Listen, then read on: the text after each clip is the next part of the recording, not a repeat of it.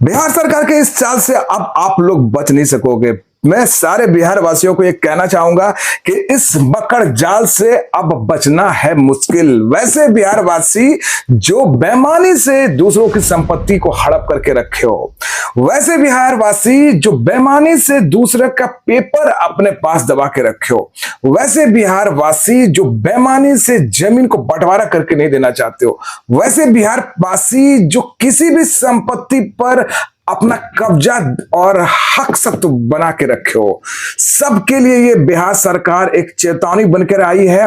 और आपके लिए ये सर्वे अभियान बन रहा है अभिशाप।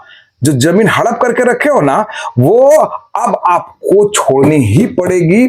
पेपर दबा के रखे हो ना, वो पेपर आपको अपने बिल से निकाल के देना ही पड़ेगा, क्योंकि जो मकर जाल ये बिहार सरकार ने फैलाया है ना, उस मकर जाल से न जाने कितने चूहे फंसने वाले हैं। इसलिए याद रखना, आपको ये चीजें आपके लिए अभिशाप बनके आने वाली है। बेईमान व्यक्तियों की बात कर रहा हूं, लेकिन जो सीधे साधे लोग हैं, जो अपनी जिंदगी भली भांति और अच्छे तरीके से जीना चाहते हैं, उन लोगों के लिए ये वरदान साबित होने वाला है। जो सालों साल से जमीन विवाद से उलझे हुए हैं, उन लोगों के लिए वरदान साबित होने वाला है। और उनके लिए सरकार बस तोहफा बनकर आई है। और ये अल्टीमेटम जो सरकार दे रही है ना, चूहों को बिल से निकालने के लिए।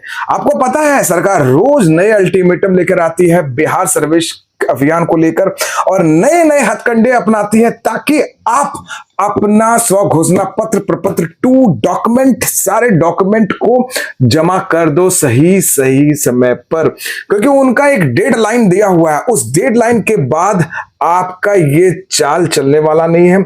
आप बोलोगे कि मैं तो उन लोगों को आगाह कर रहा हूं, जो बेईमान किस्म के लोग हैं, उनको अगर मैं अभी जानकारी दे दूंगा तो हो सकता है अलर्ट हो जाए। मेरी जानकारी देने से कुछ नहीं फर्क होने वाला है। ये सरकार का अल्टीमेटम है, सरकार का अल्टीमेटम को पूरा करना सभी लोगों का कर्तव्य है। आपको करना ही पड़ेगा, बच के कहां जाओगे। देखो, पूरी की पूरी वीडियो देखो, पूरी की पूरी जानकारी देने वाला हूं क्या होने वाला है। हालांकि मैंने इस पर पहले भी ही वीडियो बना के रखा है, लेकिन इस वीडियो में कुछ विशेष है। देखो, आप लोग जो है ना मेरे वीडियो को देखते तो जरूर हो, लेकिन सब्सक्राइब करने में थोड़ी सी कोताही बरतते हो। सब्सक्राइब बटन बिल्कुल फ्री है, और नीचे ही जिस आपके वीडियो के दिख रहा होगा उसको दबाओ और जमकर लाइक करो, ताकि मुझे मोटिवेशन मिले कि आगे भी मैं इस प्रकार की वीडियोस बनाता रहूं। आगे बात करते हैं क्या होने वाला है इस सर्वे अभियान में, और किस किस समस्याओं का सामना करना पड़ेगा वैसे लोगों ने जो बेईमानी से दूसरों की संपत्ति हड़प करके रखी है। देखो, सर्वे अभियान के अंतर्गत प्रपत्र 2 स्व घोषणा पत्र वंशावली तो सबको देनी है, इसके बारे में तो सबको पता है, बहुत लोगों ने दाखिल कर भी दिया होगा। लेकिन अब जो दूसरा चरण आने वाला है ना, उसमें नक्शा तैयार होने वाला है। नक्शा तैयार होने के वाला भू जो ऑनर है, यानी जो जमीन मालिक है, उनका सर्वे होगा कि आखिर जमीन मालिक आखिर है कौन। आपने जो वंशावली दाखिल की है ना, उस वंशावली के आधार पर आपके मालिकाना हक को जांचा जाएगा। कैसे? सर्वे अथॉरिटी यानी जो कर्मचारी हैं, यानी सर्किल ऑफिसर, तहसीलदार, उसके कर्मचारी आपके घर जाएंगे। इसके बाद आपके स्व घोषणा पत्र को लेकर जाएंगे, आपके वंशावली को लेकर जाएंगे, और आपके प्रपत्र 2 में द्वारा जो आपने भरा है, अपना खाता नंबर, खसरा नंबर, उन सब चीजों को लेकर जाएंगे और उसका मिलान करेंगे। स्व घोषणा पत्र, प्रपत्र 2 और वंशावली आपने जब उसको भरा था, उसको ऑनलाइन कर दिया जाता है और एक फिजिकल कॉपी भी रख ली जाती है। जब वो सारे डाटा को मिलाया जाएगा तो एक संपत्ति का जो भी डाटा होगा, यानी अगर एक खाता खसरा खतियान का जो संपत्ति है, उसको एक साथ रखा जाएगा, चाहे कितने भी फरीकानों के बीच का संपत्ति हो। बंटवारा अगर नहीं किया है तो भी, बंटवारा किया है तो भी। और जब जाएंगे कर्मचारी और कानूनगो आपके स्पॉट पर, वहां आपको खड़ा रहना है और आपको अपनी आपत्ति दर्ज करानी है कि इस जमीन में समस्याएं क्या है। कोई आपत्ति नहीं है तो कोई समस्या नहीं, बंटवारा हो चुका है तो कोई समस्या नहीं, आपने प्रपत्र 2 में जो डिटेल भरा है उसके आधार पर आपने डॉक्यूमेंट दाखिल कर दिया है तो कोई समस्या नहीं है। लेकिन अगर विवाद है तो विवाद को भी आपको मेंशन कराना पड़ेगा। इस जमीन में, ये संपत्ति में ये विवाद है, बंटवारा नहीं हुआ है, पेपर नहीं दे रहे हैं, पेपर दबा के रख लिए हैं। वैसी परिस्थिति में जितने भी फरीकान हैं, उनमें से किसी का न किसी को पेपर निकाल के देना ही पड़ेगा, अन्यथा पोर्टल में उनका नाम चढ़ना मुश्किल है। अगर किसी भी फरीकाने के द्वारा पेपर नहीं निकाला गया तो आपके साथ प्रॉब्लम हो सकती है, लेकिन ऐसा लोग चाहेंगे नहीं, क्योंकि सर्वे अभियान काफी सालों के बाद आया है, 50-60 साल के बाद। वैसी परिस्थिति में अगर बंटवारा नहीं करके दिया गया है, जमीन का पेपर दबा के रख लिया गया है, तो वैसी परिस्थिति में कोई ना कोई फरीकान उस पेपर को निकालेगा, सबमिट करेगा। वही एक पेपर आपके लिए काफी है। सभी फरीकानों के लिए वही एक पेपर है। उस पेपर के आधार पर सभी का सर्वे खतियान में नाम चढ़ जाएगा।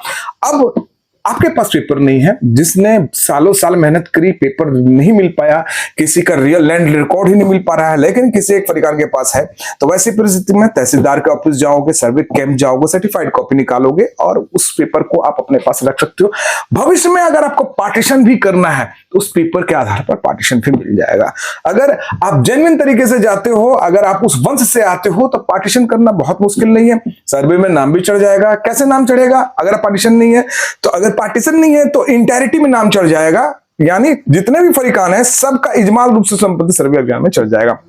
इस पर मैंने वीडियो बना के रखी है। अब देखो, बहुत सारे लोग रजिस्टर 2 को लेकर बहुत ज्यादा परेशान है, क्योंकि रजिस्टर 2 में किसी में खाता नहीं है, खिसरा नहीं है, किसी में रकबा नहीं है। वैसी परिस्थिति में उन लोगों के साथ समस्या हो रही है, प्रपत्र 2 भरने में वो उनके साथ प्रॉब्लम हो रही है, और वैसी परिस्थिति में उनको करना क्या है वो भी बता देता हूं। वैसे परिस्थिति में सिर्फ उनको अपना खाता नंबर, खिसरा नंबर भर देना है। रकबा मालूम नहीं है तो कोई बात नहीं, ओरिजिनल डॉक्यूमेंट है, मूल अगर प्रपत्र है उनके पास बाप दादा की संपत्ति का, उस डॉक्यूमेंट को लगा देना है। नहीं है तो भी कोई बात नहीं, ये सिर्फ रेफरेंस की बात है। आज के डेट में प्रपत्र 2 भर दो, जेनेलॉजिकल टेबल भर दो और 100 घोषणा पत्र भर के भेज दो। ये डॉक्यूमेंट वाला काम आगे आपके काम आने वाला है, जब कोई आपत्ति आप लोग करोगे तो। अब समस्याएं लोगों के सामने सिर्फ यही नहीं है, ऐसी ऐसी समस्याएं हैं जिनकी किसी के पास ना तो खाता नंबर है, ना खिसरा नंबर है।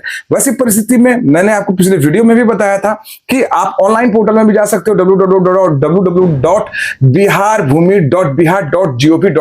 उस पर जाके आप अपना खाता खतियान नाम से सर्च करना चाहते हो, अगर मालूम है तो रेफरेंस डाल के सर्च कर सकते हो, नहीं मालूम है तो बाप दादा की किसके नाम से संपत्ति है वो तो पता होगा, मौजा नंबर में जिसमें रहते हो वो तो पता होगा। जाओ बाप दादा का नाम डालो और सर्च कर लो, प्रॉपर्टी का डिटेल आपको मिल जाएगा। दूसरा तरीका मैं भी बताया था पहले भी आपको कि आप तहसीलदार के पास जाओ, तहसीलदार के पास आपको रजिस्टर 3 में आपको रेफरेंस मिल जाएगा, किस मौजा के अंतर्गत रहते हो, किसके नाम से कोई प्रॉपर्टी है। अगर आपको दाग नंबर भी पता है तो उस दाग नंबर के आधार पर आपका पृष्ठ संख्या में आपका सारा डिटेल मिल जाएगा। दाग नंबर से आपका रेफरेंस मिल जाएगा, पृष्ठ संख्या का, पृष्ठ संख्या से आपको पूरी जमीन की डिटेल मिल जाएगी। ये लेंदी प्रक्रिया है, टाइम टेकिंग है और मनी टेकिंग भी है, लेकिन ऑनलाइन टाइम टेकिंग भी नहीं है। लैपटॉप कंप्यूटर के माध्यम से आप कर सकते हो, इजी वे है, आराम से कर सकते हो। तो समस्याएं बहुत सारे लोगों के पास बहुत सारी है, सारी चीजों को कवर एक वीडियो में करना मुश्किल है। आप अगर पूरे डिटेल कर देखना चाहते हो तो पार्ट वाइज मैंने बहुत सारे वीडियोस बना रखे हैं, उन वीडियो को भी जाके देखो। पिछली वीडियोस में इस बारे में डिस्कस कर रखा है।